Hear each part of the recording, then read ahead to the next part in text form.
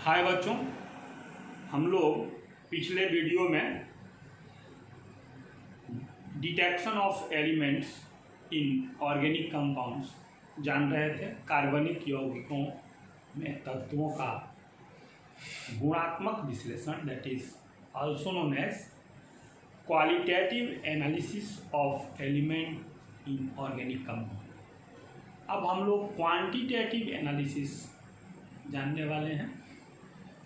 हम लोग quantitative analysis को जानते रहेंगे, लेकिन लोगों को ये बताते रहेंगे कि कोरोना वायरस से बचने का एक ही मात्र उपाय है, और यह उपाय है social distancing.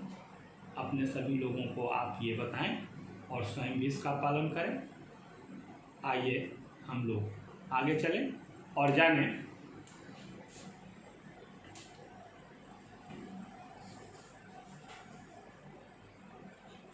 Quantitative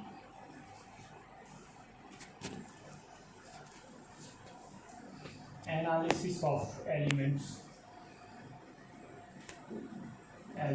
in organic compound.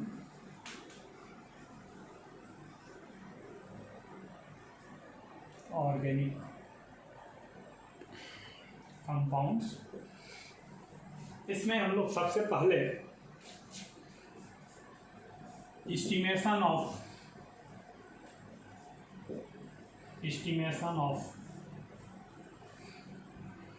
carbon and hydrogen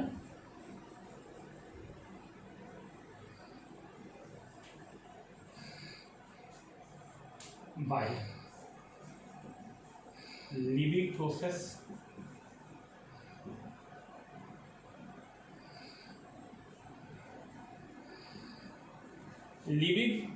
से ऑर्गेनिक कंपाउंड में कार्बन और हाइड्रोजन का एस्टिमेशन जानेंगे। कार्बन और हाइड्रोजन दोनों का एस्टिमेशन एक ही विधि से होता है।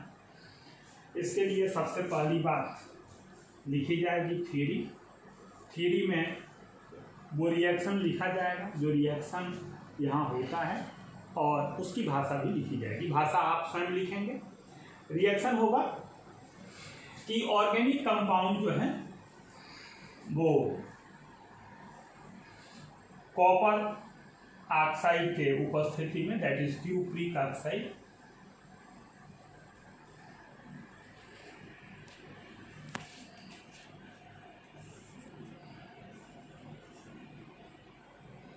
ऑक्सीजन के साथ इसका कंबस्शन कराया जाता है। ये जो ऑक्सीजन होता है ये ड्राई होता है, इसमें मॉइस्चर नहीं होता है, और कार्बन डाइऑक्साइड रहित होता है, यानी कार्बन डाइऑक्साइड भी नहीं होता।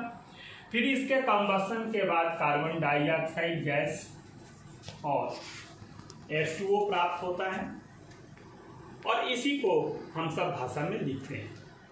ये जो कॉपर का ऑक्साइड है इसका और ऑर्गेनिक कंपाउंड है, इसका जो रेशियो होता है वो 3:1। इसी रेशियो में इसको हम लोग लेते हैं, और लेने के बाद इसको हीट कर दिया जाता है ऑक्सीजन के साथ। ये ऑक्सीजन ध्यान रखेंगे ड्राई होगा, जिसमें H2O भी नहीं होगा और CO2 भी। इसके बाद हम लोग इसका कुछ थोड़ा बहुत छोटा सा एक चित्र देखने का प्रयास करेंगे जो इसको रिप्रेजेंट कर सके। तो एक इस तरह का ट्यूब होता है, इसको हम लोग कंबस्शन ट्यूब कहते हैं, और ये कंबस्शन ट्यूब ऐसे अरेंज होता है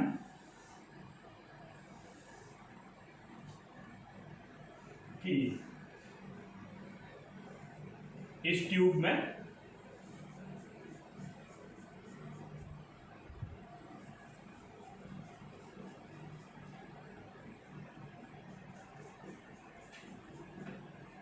ऑर्गेनिक कंपाउंड होता है। ऑर्गेनिक कंपाउंड होता है और प्लस यहाँ से एयर भेजे जाते हैं और इस एयर को KOH से गुजारते हैं तो CO2 एलिमिनेट हो जाता है, H2SO4 से गुजारते हैं तो वाटर एलिमिनेट हो जाता है और फिर ये कॉपर है और इस तरह ऑर्गेनिक कंपाउंड और क्यूप्रिक ऑक्साइड रिएक्शन के बाद इधर से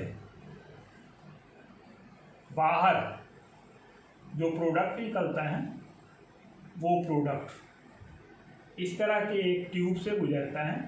इस ट्यूब को हम लोग कहते हैं calcium chloride tube, CaCl2 tube. और इस ट्यूब की एक विशेषता होती है कि ये वाटर को एब्जॉर्ब कर लेता है, तो इस ट्यूब में वाटर एब्जॉर्ब हो जाता है और इस ट्यूब से फिर एक KOH बल्ब जुड़ा होता है। मैं बच्चों से ये अक्सर पूछता हूँ कि बल्ब का अर्थ क्या होता है। ये KOH बल्ब है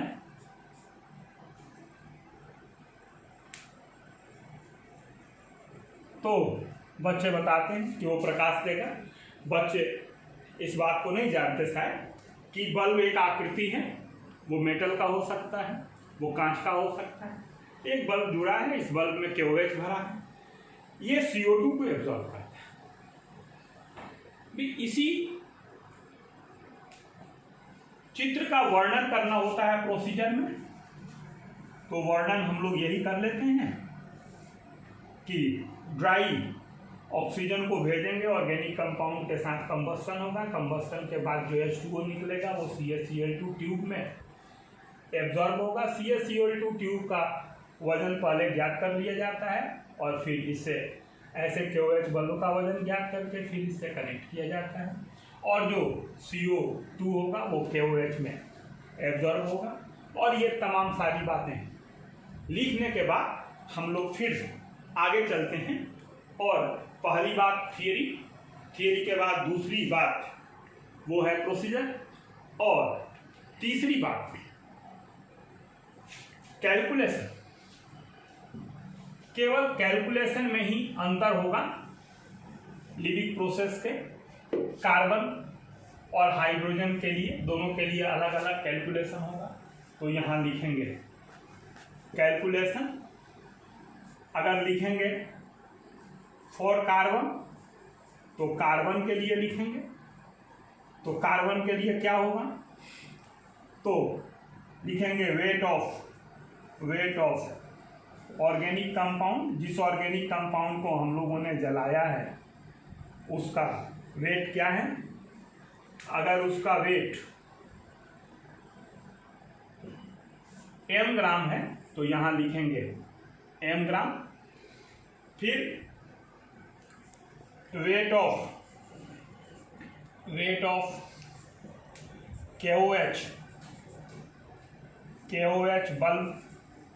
KOH बल्ब का वेट लिखेंगे बिफोर। ऐसे KOH बल्ब का वेट लिखेंगे x ग्राम, तो x ग्राम लिखेंगे। और फिर वेट ऑफ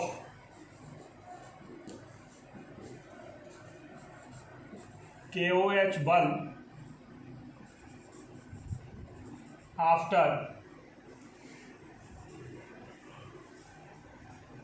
एड्जॉर्प्शन ऑफ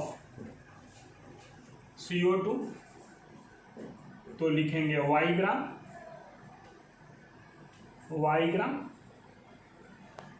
अब KOH में जब CO2 गैस चली गई तो इसका वेट y ग्राम हो गया, पहले x ग्राम था, तो weight of CO2 gas is equal to y minus x, this is equal to W gram CO2 gas इसके पास हो गया। अब molecular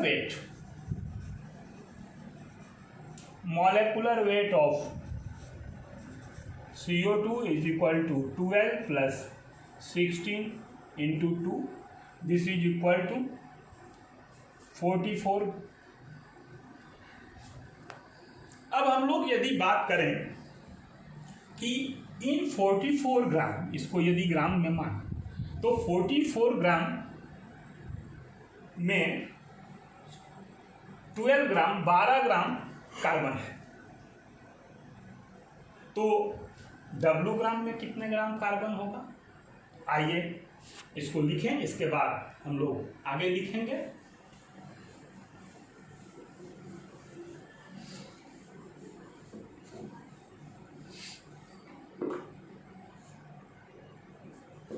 in 44 gram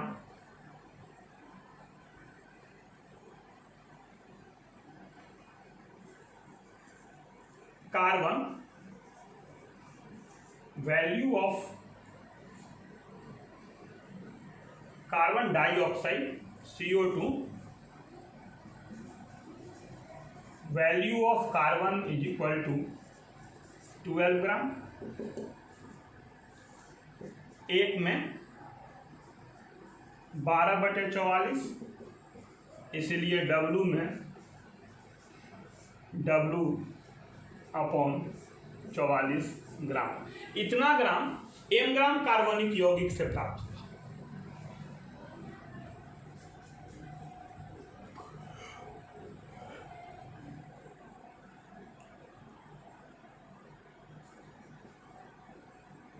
in m gram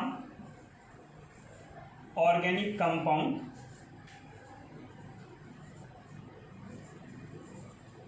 value of carbon is equal to 12 W upon 44 gram, एक में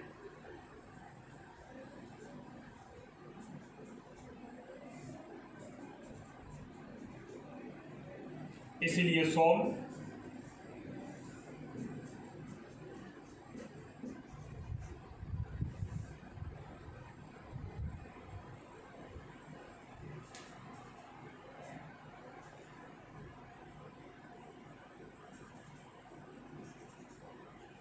ये हो गया।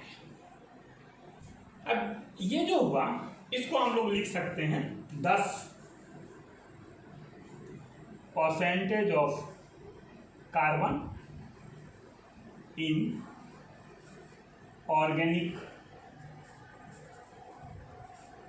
Compound is equal to W 12 into W into 100 upon 44 into m। ये फार्मूला बन गया और इस फार्मूला को हम लोगों को अब ध्यान में रखना पड़ेगा। जब भी हम लोग सवाल बनाएंगे तो इसी सूत्र पर कार्बन की प्रतिशत मात्रा निकाली जाएगी। ये W ग्राम जो है ये CO2 का भार है जो एक्सपेरिमेंट में लिविंग विधि से निकाला गया है, और ये m ग्राम जो है वो उस ऑर्गेनिक कंपाउंड का भार है जितना हम लोगों ने तौल के और उसको CuO के साथ मिक्स करके जलाया है। CuO की ऊपरी ऑक्साइड के साथ m ग्राम ऑर्गेनिक कंपाउंड को मिश्रित करके हम लोगों ने जलाया है, और W ग्राम CO2 हम लोगों को प्राप्त हुआ है जो KOH बल्ब में हम लोगों ने ऑब्जर्व किया है। ठीक इसी तरह जैसा ये है, इसी तरह हम लोग जब हाइड्रोजन के बारे में कैलकुलेशन करेंगे तो वहाँ भी करेंगे। केवल अंतर क्या हो जाएगा, तो जहाँ कार्बन है वहाँ हाइड्रोजन होगा। आइए हम लोग उसको देखें, इसको आप नोट कर चुके होंगे। इसके बाद हम लोग इसी कैलकुलेशन को हाइड्रोजन के लिए देखें।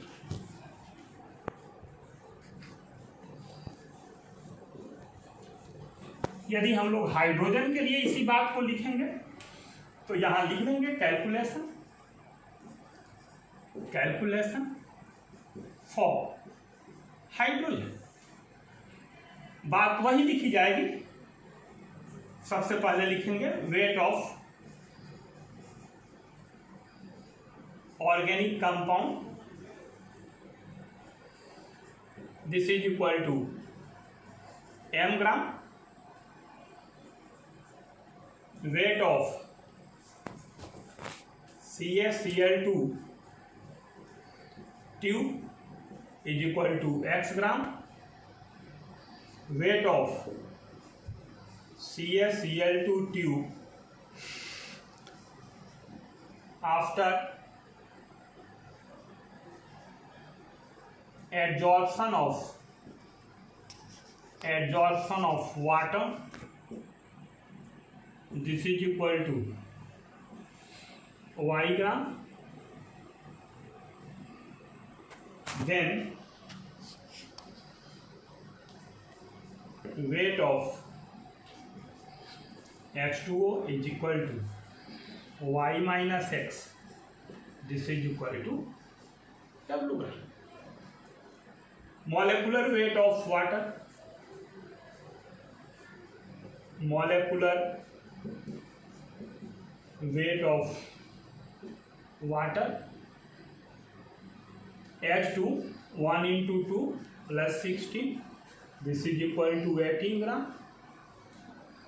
In 18 gram H2O, value of hydrogen is equal to 2 gram. ये 2 है, 1 इंटू 2 इज इक्वल टू 2, और ये 16, तो 16 और 2 18, तो 2 है हाइड्रोजन और 16 है ऑक्सीजन. एक में 2/18, इसीलिए W ग्राम में 2 गुणे W/18 इतना ग्राम. फिर वैसे ही लिखेंगे कि इतना कितने में, m ग्राम में, तो 100 में कितना, तो परसेंटेज वैल्यू निकल जाएगा. 10% value of hydrogen is equal to hydrogen inorganic compound.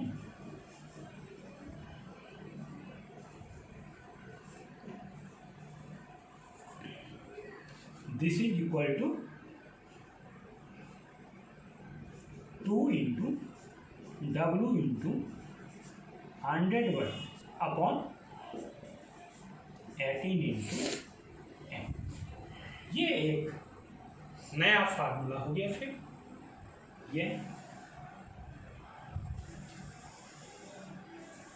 ये दूसरा फार्मूला. तो लिविंग विधि से हम लोग हाइड्रोजन को भी निकाल सकते हैं परसेंटेज वैल्यू, और कार्बन का भी निकाल सकते हैं. लिविंग विधि के बाद अन्य एलिमेंट के और अलग अलग विधि हैं, उनको भी हम लोग जानेंगे. लेकिन आज बस इतना ही. इस पर आप लोग न्यूमेरिकल प्रॉब्लम जरूर लगाएंगे, इसका अभ्यास भी करेंगे. Thank you.